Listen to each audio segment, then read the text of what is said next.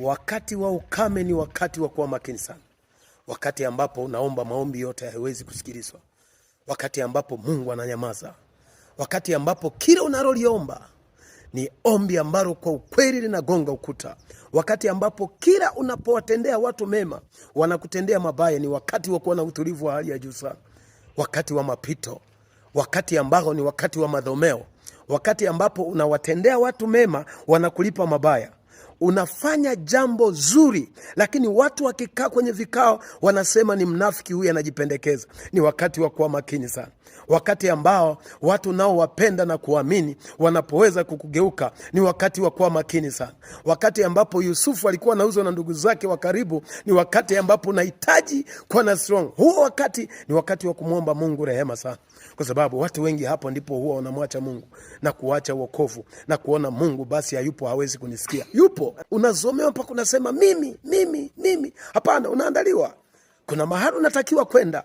Wakati ambapo unatamani ujielezee kwa watu kwamba jamani, mimi siko hivi, mimi ni wa hivi. Wakati ambapo watakutumishwa kwa kesi ambazo hujawahi kufikiri kuzifanya. Unaambiwa wewe ni maraya, hujawahi fanya umaraya. Unaambiwa wewe ni jambazi, hujawahi fanya ujambazi. Lakini ni mtumishi wa Mungu. Vikao vyote vinavyokaa ni vikao vya kukutenga na kukuonyesha kwamba wewe si kitu mbele za watu na mbele za Mungu, na umekataliwa na Mungu. Ni wakati wa kuwa mnyenyekevu sana.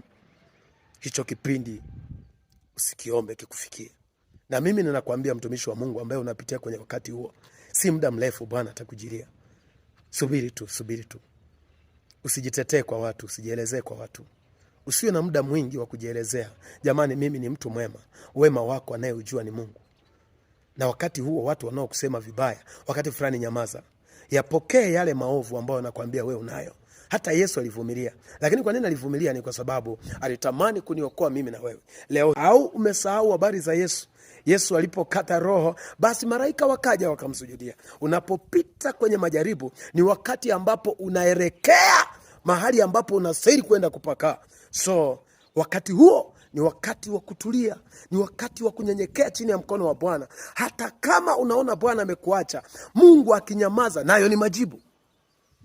Unamuita Mungu, jitokeze. Unatamani jitokeze hata kuelekeze kwenye ndoto. Unakuta kwenye ndoto naka amenyamaza. Kwanza kabisa kwenye ndoto naota mandoto unakimbizana sina manyama, wana wanyama. Unamwambia Mungu, mbona nimeomba toba? Unaona vitu unavyoviona kwenye ulimwengu wa roho ni vitu vigumu. Huo ni wakati wa kunyamaza chini ya mkono wa Bwana. Atakapokwisha kukupima akagundua sasa unastahili kusimama, atakukweza na kukusimamisha mahali unapostahili.